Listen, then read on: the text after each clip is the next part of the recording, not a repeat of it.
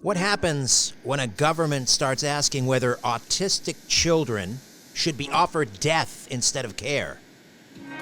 Leaked Health Canada documents reveal a chilling truth behind closed doors. Bureaucrats are debating if children with severe autism qualify for medical assistance in dying. While families are begging for basic support, the feds are funding studies on what kids think about state-sanctioned suicide. This isn't compassion, it's a betrayal of the vulnerable, cloaked in clinical doublespeak. Rebel News is crowdfunding a documentary to expose this moral freefall. Sheila Gunn Reid is Rebel News Alberta Bureau Chief and host of The Gun Show. Sheila, welcome back. How are you? Thanks. I'm well. Thanks for having me on the show, Richard. So what prompted Rebel News to pursue these Health Canada documents? I mean, how did you verify their authenticity given they were obtained through a third party? They were leaked to us through a trusted third party. They're very clearly internal documents from Health Canada.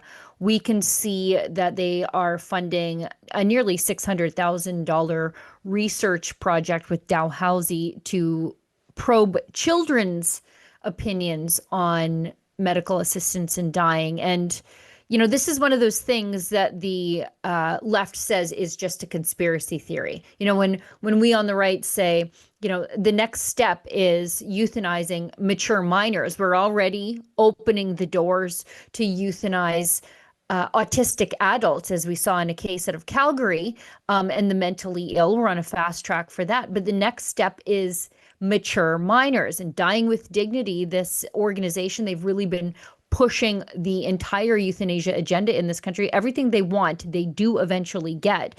One of the things they've mused about is mature minors, but this goes one step further than mature minors that the left thinks can consent to dying when they can't consent to a tattoo.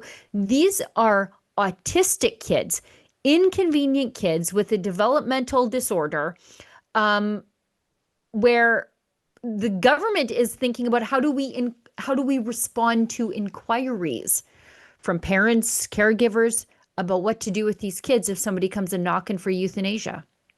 So this Dalhousie University study, you mentioned nearly $550,000 to fund it. Yeah.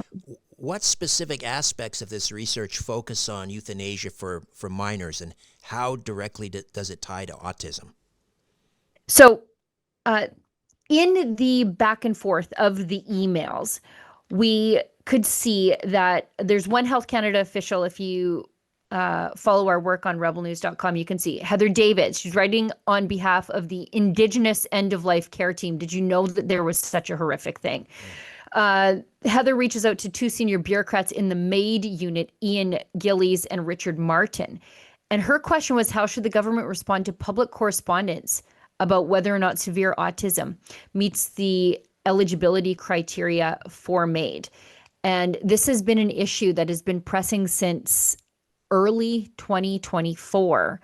A man in Calgary has been fighting for the life of his daughter, whose only clinical diagnosis seems to be autism, and a bit of an online obsession with suicide. He's been fighting in the courts to keep her alive. And she attempted to starve herself.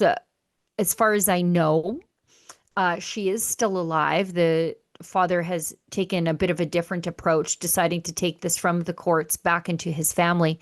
But as it sits right now, and as it was then, her irremediable suffering would be the reason for her to qualify for medical assistance in dying. And, what is irremediable suffering in Canada except trying to deal with our healthcare system? Mm-hmm. Yeah.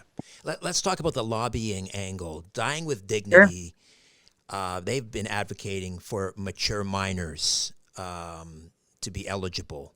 Mature minors. Mm-hmm. What evidence do you have of their influence on Health Canada's current debate beyond their public campaigns? If you can follow a straight line from everything that Dying with Dignity advocates to change in policy, and quite soon down the road, they were the leading forces behind the medical assistance in dying regime that we have in Canada now that will open the floodgates to euthanizing mental mentally ill people. Right now, the only reason we are not euthanizing people who have mental illness as their only underlying condition is that they don't know how to deal with the numbers of people who would request this. It's not, even trying to sort out who gets help and who gets help to die, when you call the suicide line. It is just the sheer volume of people who are in despair who would choose this instead of dealing with Canada's healthcare system.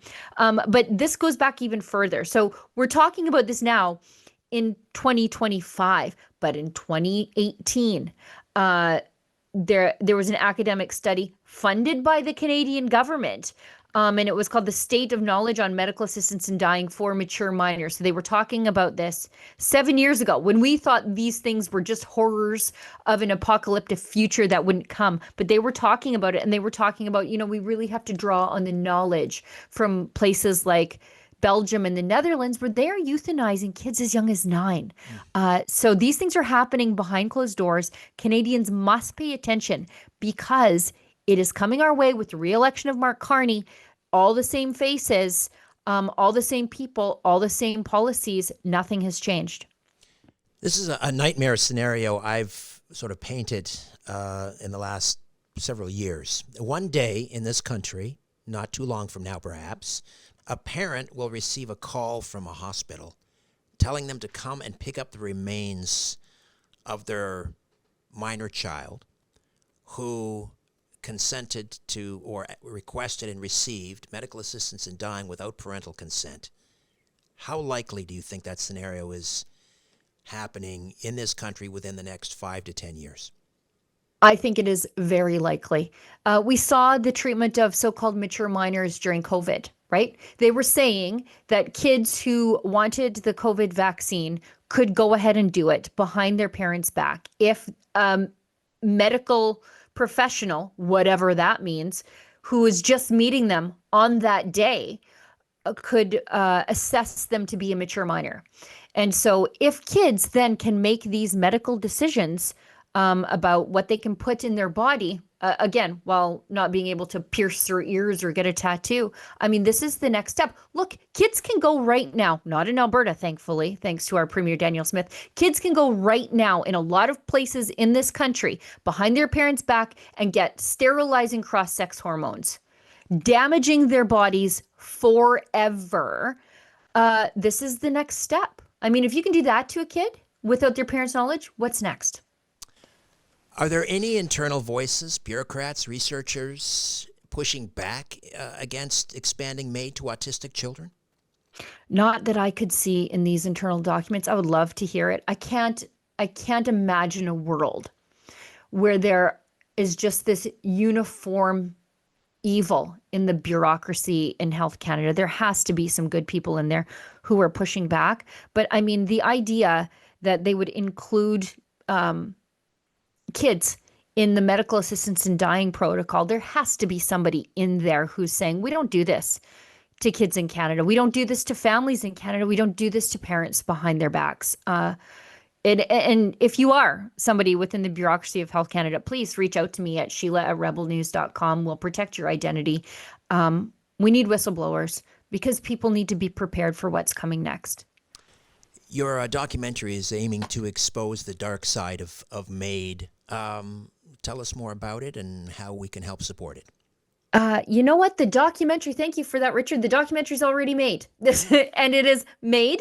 It's called The Dark Side of Canadian Compassion. You can find it on YouTube. You can find it on the Rebel News website. It was initially a Rebel News Plus product, so it was sitting behind the paywall. But we thought it was so important for the world to see. And, we made it for, disbelieving Canadians, but also horrified Americans who, in the lead up to their election, they had a choice to make about a culture of death or a culture of life. And so it is available on Rebel News and on Rebel News YouTube page. Just search MAiD, that's MAiD, The Dark Side of Canadian Compassion.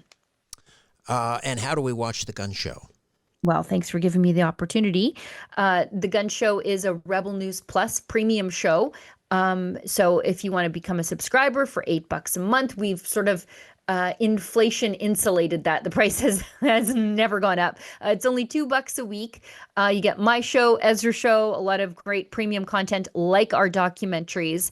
But I realize that, people are just being pinched by the government everywhere they go. So we put up free versions of the show in audio format wherever you find your podcast, and free clips of the show out to YouTube and on Rumble, usually by the weekend. My show airs Wednesday, 7 Mountain, 9 Eastern at rebelnewsplus.com.